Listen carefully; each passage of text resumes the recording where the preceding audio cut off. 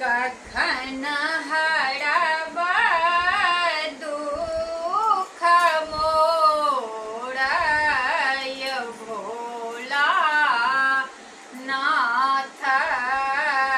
कखन हरबा दुख मोर दुख ही जनम भेला दुख ही गमाओला दुख ही जनम भेला दुख ही गमाओला सुख